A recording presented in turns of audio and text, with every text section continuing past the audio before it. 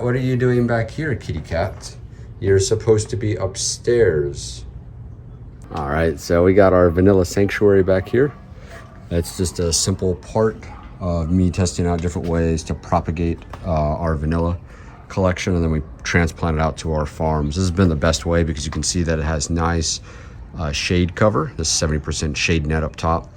And then everything else seems to work pretty good based on when the noonday sun kind of hits in. This side getting a little more sun. How do I know it gets more sun? It's because my vanilla gets thirsty. It gets like all wrinkly. But I will say the new method for propagating, which is to chop the top two and then keep the rest, really worked. So I don't think I've had, this one is a little bit, but it might be just getting too much sun. But I haven't had any failures. I can't knock on wood on this. Everybody's performed really well. This one is what it looks like. These are my smaller ones. I was trying to test them in a shaded place, but it didn't work. Pretty much what I'm gonna do is I'm gonna go through here and call out the vanillas I don't wanna deal with, or I wanna just propagate them, because I have a lot. Now, right now, I probably missed flowering season. I'm not 100% sure. This could be the start of a flower. It doesn't look like this, but it might have just stunted itself. Again, these are still relatively new. They are big vines. They are pretty big. You can see some of the sizes, bird nest. So you can see that they're pretty good, but every time I tipped them, they just started growing more. So that would tell me that most likely, don't waste your time. They're not big enough. The plant's telling you, hey, we're not big enough. Let's continue vegetative state. So I really came out here like every week, and anytime I saw some growth, I eradicated it. I destroyed that growth. I nipped it off as fast as possible. So no worries there. We'll try to tip it otherwise. But I see that I have my escape cat.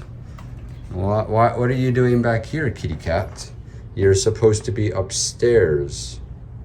Anyway, so cats and kids, impossible little creatures. So what I'm probably gonna do is I'm probably gonna take any one that's here that's pretty like a small vine, and I'm gonna just get rid of it. So I mean, probably this entire section is going to get rid of, because I have melons. I have some nice sweet melons that I'm growing, and I'm probably gonna invade this side. I'm gonna space these guys out behind us. I'm gonna space those guys out, give them a little more space, maybe like 1.5 meters, maybe 2. I'll try to give them a little more space because I think that's a big issue. I don't really have too much pest. I definitely think my trellis problem could be a little bit different, but they definitely need more spacing. And the other thing that I have is, if you notice at the bottom, that there is no mixed medium, so I could probably start growing them in bigger bags. This can hold probably about 20 kilos. Sorry, not 20 kilos, about 20 liters, maybe a little bit more. So I do have some extra big pots over this way, right there, those. I have bigger pots right there that I can upsize these guys into, which was my original idea, is just give them a massive amount of stuff to grow in. But it has to be the soilless mixture. I do still like these. This has provided one of the best things because I can run irrigation through there.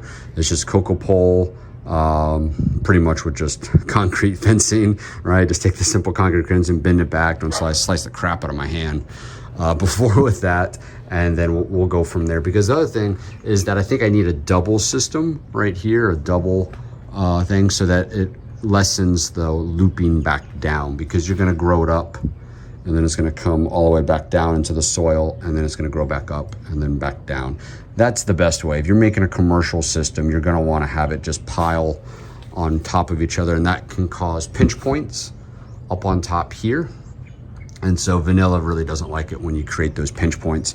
I'm noticing a little bit of variation in leaf, and that could be mainly due to the spacing issues, but I haven't noticed anything else. I messed with these. These were my 6 that I started tipping, and that's what I'm probably gonna get rid of all these guys. And by get rid of, I'm just going to turn them into cuttings and propagate them. So I need a lot of space for that. I need a lot of soil, so I gotta go hunt for vermi, but they're still really doing really well. You can see the nice green part.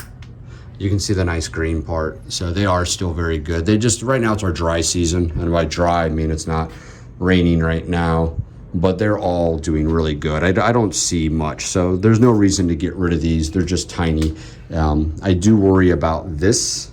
This could be the sign of Mosaic. Whenever your vanilla grow and not the nice flat part, that could be a Mosaic sign. So we'll see. It doesn't mean that you're not gonna have a great crop. It just means that you could probably change it. So who knows what's actually causing that. Just wanted to give a quick vanilla update. I'm about ready to head out to one of my other farms and figure out where I'm gonna place all these cuttings, but I have 60 cuttings moving up to the farm. That's what you saw in my Monday video.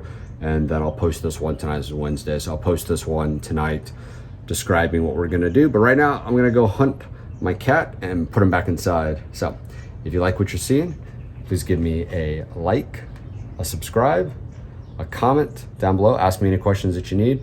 Always willing to answer and listen to whatever you have to say, as long as it makes sense. And we'll see you in the next video. Later.